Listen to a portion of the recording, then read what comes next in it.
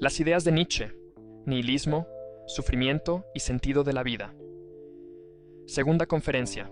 En la última conferencia expusimos el nihilismo, su historia y significado, y los 4 tipos principales de nihilismo: moral, epistemológico, cósmico y existencial. También explicamos cómo este último tipo engloba a los demás, y lo definimos como la creencia de que la vida carece de sentido o propósito identificable. En esta conferencia abordaremos los conceptos de Nietzsche sobre el nihilismo y cómo superarlo.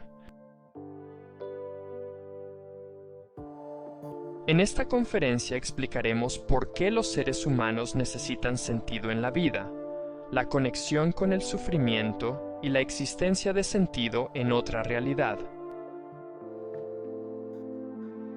En la conferencia presentamos la idea de que es importante creer en el sentido de la vida. Cuando uno no puede creer en esto, puede surgir el nihilismo existencial. Nietzsche comprendió la importancia de la necesidad de encontrar sentido en la existencia humana.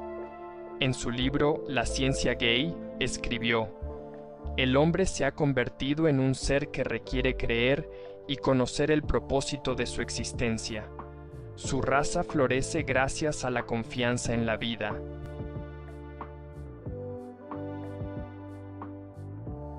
Otros innumerables pensadores han examinado e intentado comprender esta necesidad universal de sentido, o como dijo Nietzsche, esta necesidad del hombre de saber por qué existe.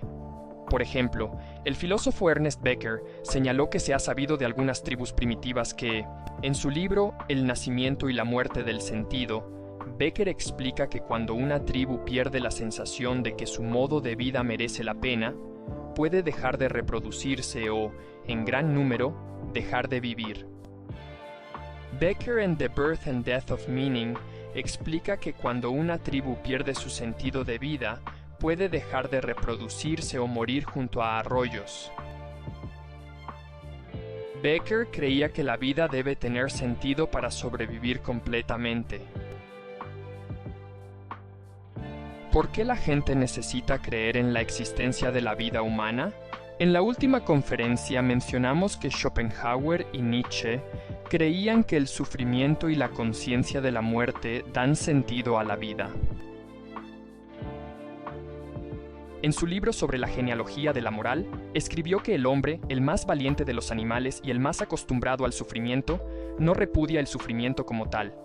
Lo desea, incluso lo busca, siempre que se le haya mostrado un sentido para él, una finalidad del sufrimiento. El sinsentido del sufrimiento, no el sufrimiento en sí, era la maldición que pesaba sobre la humanidad hasta el momento, demasiado corta para ser vivida sin propósito. Llena de sufrimiento, dolor, pérdida, miedo, ansiedad, y no termina en la felicidad, sino en la muerte. Así pues, para soportar las penurias de la existencia humana, es necesario que los individuos crean que su sufrimiento tiene un propósito.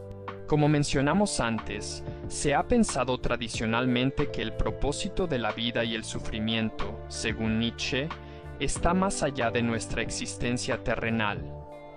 Los individuos postulan otra realidad superior para encontrar sentido en la vida. El objetivo de la vida, según quienes sostienen tales creencias, es lograr entrar en esta realidad superior.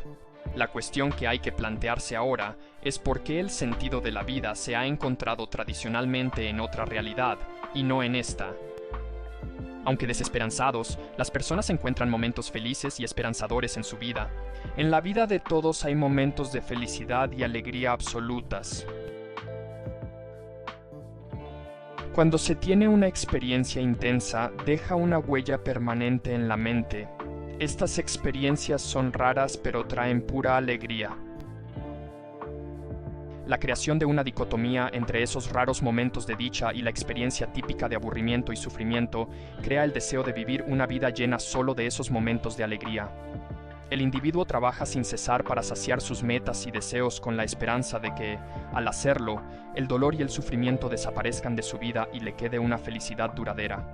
Por mucho que lo intentemos, esta idea de la alegría eterna es una ilusión, y los individuos con mentes sobrias pronto se dieron cuenta de que en esta existencia terrenal, la felicidad utópica es una imposibilidad. Como humanos, el sufrimiento es una parte inevitable de la vida. Solo se alivia completamente con la muerte.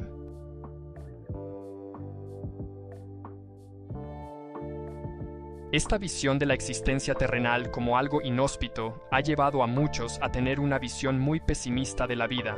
Nietzsche pensaba que el pesimismo era una etapa previa al nihilismo. Lo discutimos en nuestra primera conferencia. La gente se vuelve pesimista debido a experiencias personales, pero quienes creen que la vida es inhóspita para la felicidad tienen dos opciones. La primera opción es afirmar que la vida, puesto que se cumple, en otras palabras, uno puede convertirse en un nihilista existencial. Sin embargo, esta es una opción que la mayoría de la gente intenta evitar a toda costa, ya que la desesperación que se siente ante el sinsentido de la vida puede, en casos extremos, dejar a uno postrado en cama y deprimido, incapaz de esforzarse o trabajar por nada.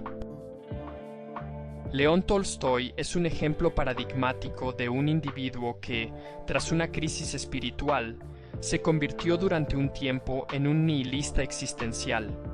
Escribió: si en los momentos de embriaguez sentía algo que, aunque no era un deseo, era un hábito dejado por deseos anteriores, en los momentos de sobriedad sabía que se trataba de un engaño y que en realidad no había nada que desear.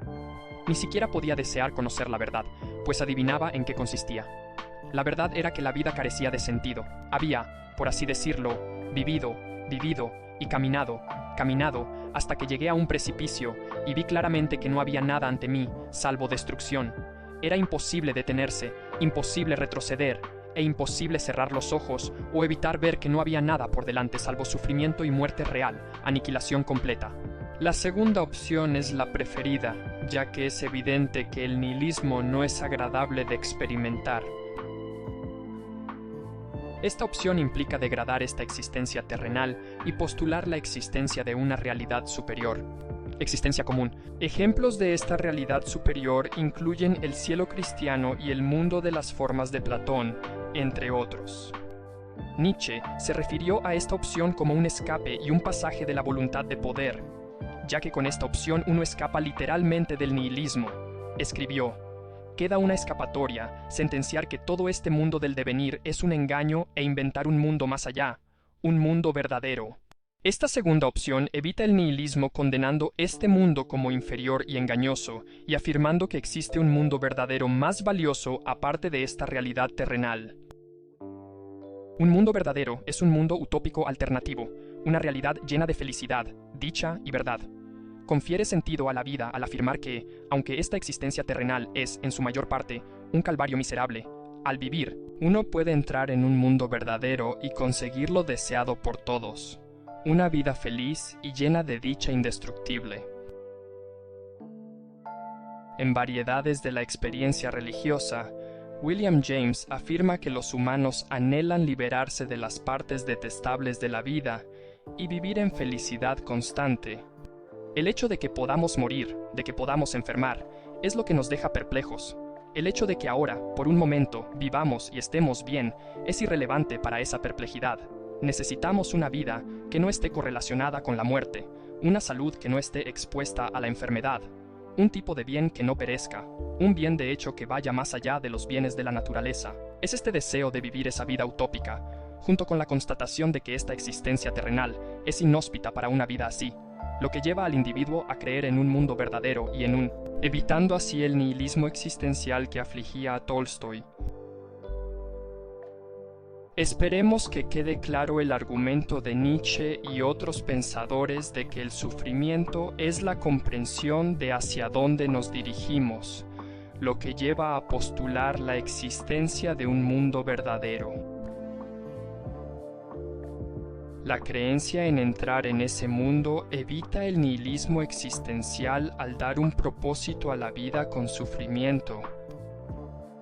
Según Nietzsche, el hombre debe tener una esperanza tan elevada que ningún conflicto con la realidad pueda quebrantarla, superando incluso las realizaciones en este mundo. 57 words.